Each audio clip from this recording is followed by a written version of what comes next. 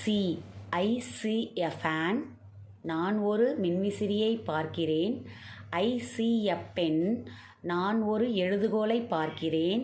He sees a bird. அவன் ஒரு பறவையை பார்க்கிறான். He sees a tree. அவன் ஒரு மரத்தை பார்க்கிறான்.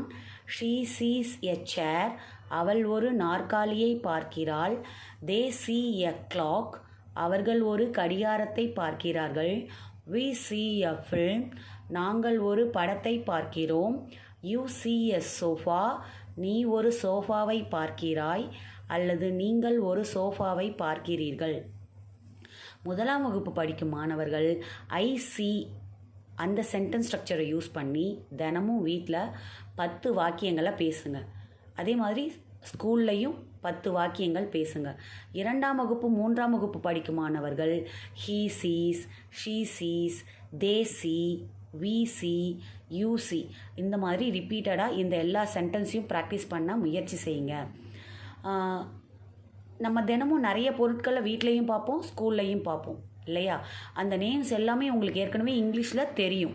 அப்போது அந்த நேம்ஸ்க்கு முன்னாடி நீங்கள் ஐசி போட போகிறீங்க, அவ்வளோதான்.